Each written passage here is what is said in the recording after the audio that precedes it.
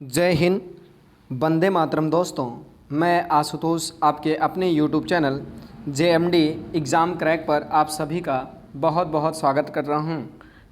जैसा कि आप सभी जानते हैं, हम आज आप लोगों के बीच में यूपी SSC पेट के महत्वपूर्ण प्रश्नों की श्रृंखला लेकर हाजिर हुए हैं और उसी क्रम को हम आज डिस्कस करना स्टार्ट कर रहे हैं। आइए देर न करते हुए इस क्रम का डिस्कस करते हैं और बातों को समझते हैं एक एक करके। आइए पहले प्रश्न की बात करते हैं। कह रहा है, भारत और चीन के मध्य कौन सी रेखा है? क्या डूरंड रेखा, क्या मैकमोहन रेखा, क्या रेडक्लिफ रेखा या शून्यांश रेखा? तो आप सभी लोग जानते हो, डूरंड रेखा जो है भारत और अफगानिस्तान के बीच में, किसके? भारत और अफगान के बीच में, अफगान के बीच में है। और मैकमोहन रेखा भारत और किसके बीच में? चीन के बीच में है, चीन के बीच में है। तो आपसे भारत और चीन के बीच में पूछ रहा है, तो इसका नंबर विकल्प नंबर सी से हो गया। रेड क्लिफ भारत और चीन के बीच में है, किसके बीच में? भारत और पाक के बीच में है, पाकिस्तान के बीच में है। शून्यांश भारत और बांग्लादेश के बीच में है, किसके? बांग्लादेश के बीच में।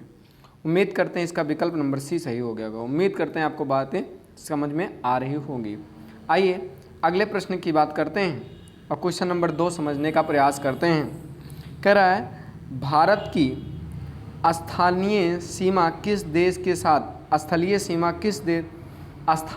किस देश के लिए अधिक लगती है?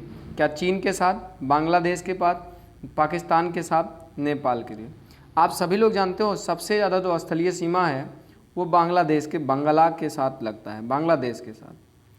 अधिक की बात करेगा तो सबसे अधिक कहाँ लगता है? बांग्लादेश के साथ।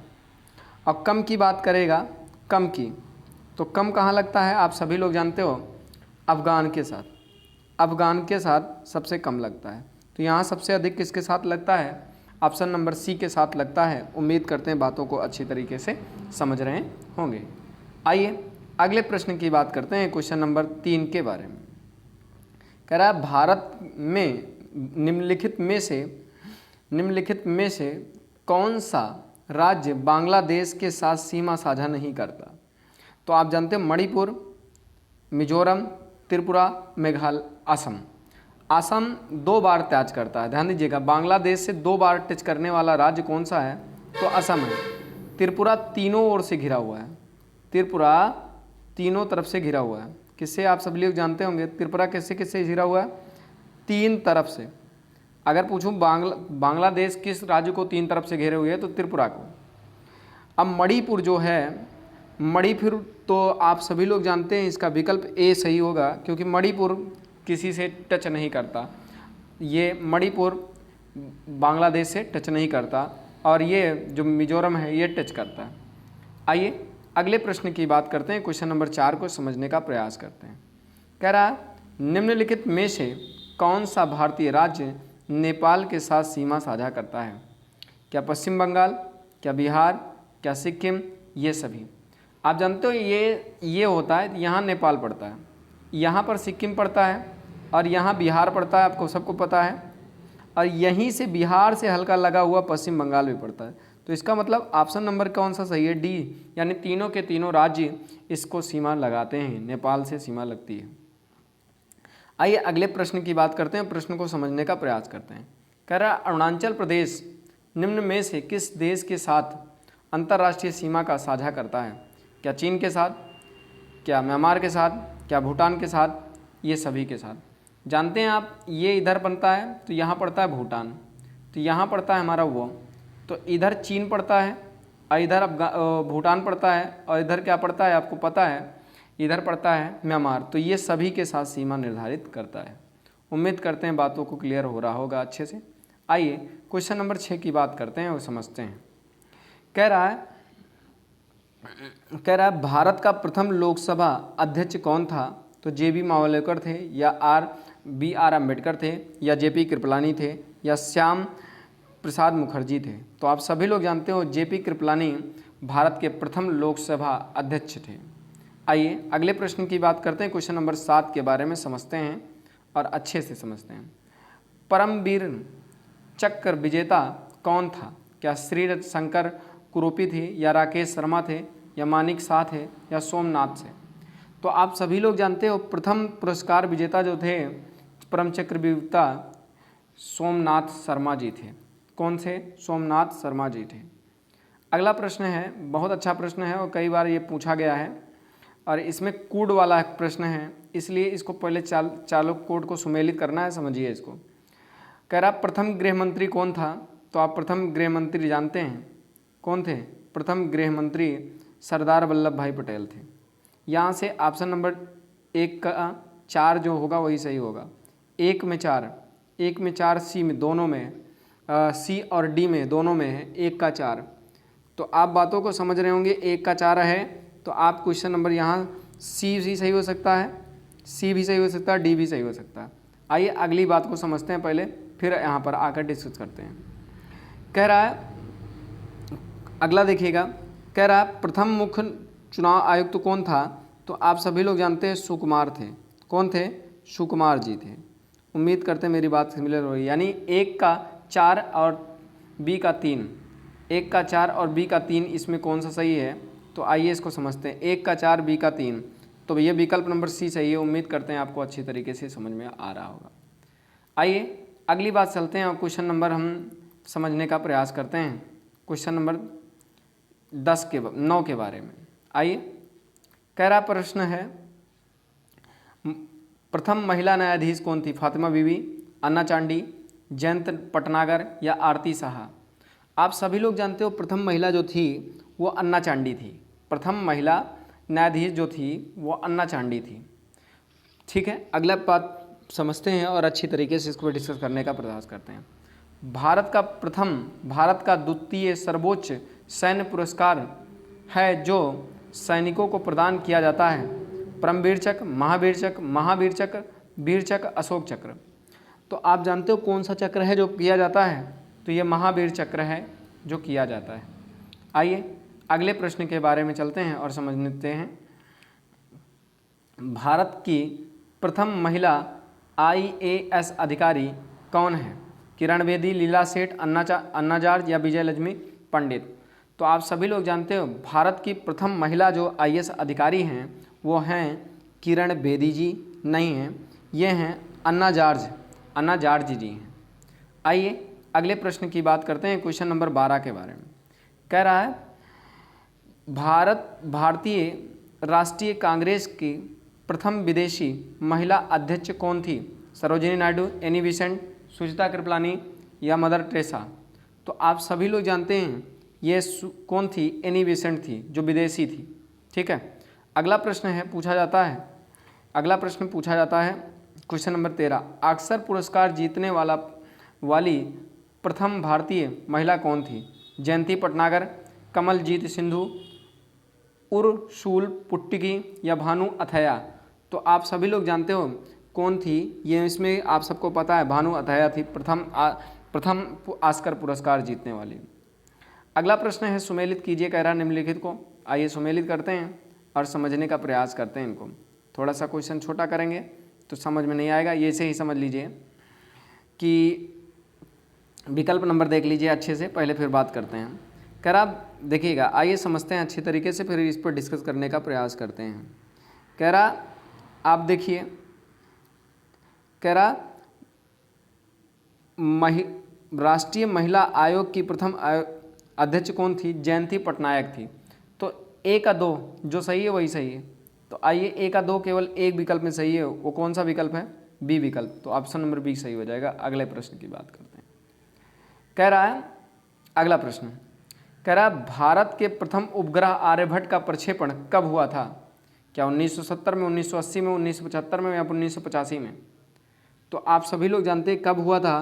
तो ये हुआ था 1975 में हुआ था। कब हुआ था? 1975 में हुआ था। आइए अगले प्रश्न की बात करते हैं।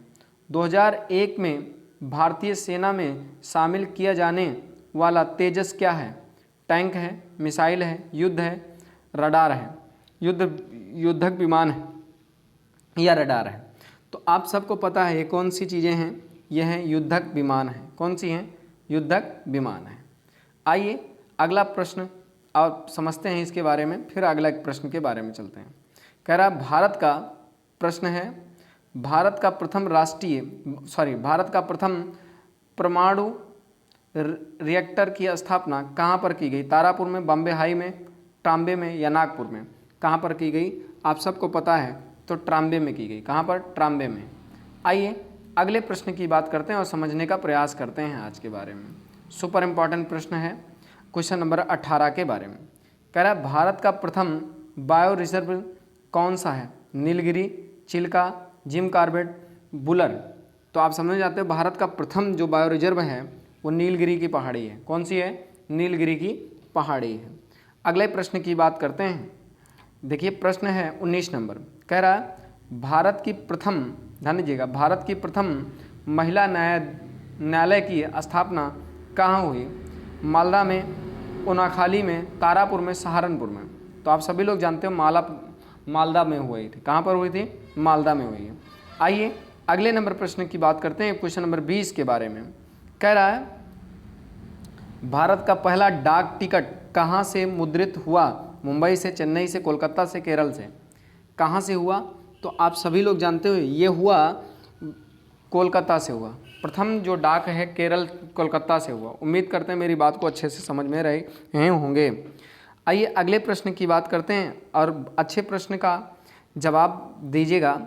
कह रहा है भारत की सबसे बड़ी खारे पानी की स्थलरुद्ध झील कौन सी है? चिल्का, बुलर, सांभर, टिहरी। तो आप जानते हो भारत की मीठे पानी की जो झील जो है वो बुलर झील है। स्थल अवरुद्ध की बात करें, जो स्थल से चारों तरफ घिरी हुई झील है, वो हमारी सांभर झील है। चिल्का झील तो सबसे बड़ी है, लेकिन ये समुद्र के बगल हुआ है तो स्थल अवरुद्ध नहीं है, इसलिए इसका विकल्प नंबर कौन सा सही हो जाएगा? बी सही हो जाएगा। आइए अगले प्रश्न के बारे में बात करते हैं। बहुत अच्छा प्रश्न है ये, संभवतः ये प्रश्न आया भी है। भारत का सबसे बड़ा पशु मेला कहाँ लगता है? पुष्कर राजस्थान में, या कुंभ उज्जैन में, सोनपुर बिहार में, या पंचमढ़ी मध्य प्रदेश में? सबसे बड़ा जो मेला लगता है वो सी है, यानी सोनपुर बिहार में लगता है पशु का मेला। सबसे बड़ा पशु मेला लगता है। आइए अगले प्रश्न की बात करते हैं, क्वेश्चन नंबर 23 के बारे में। कह रहा है ढोला सादिया पुल भारत का सबसे लंबा नदी पुल है या किस नदी पर है? तो यह गंगा नदी पर नहीं है, या गोदावरी पर, या रुजु रेखा, या लोहित नदी पर? न गंगा पे है, न गोदावरी पे है, न रुज पे है, तो ये लोहित नदी पर है। और लोहित नदी ब्रह्मपुत्रा नदी की सहायक नदी है।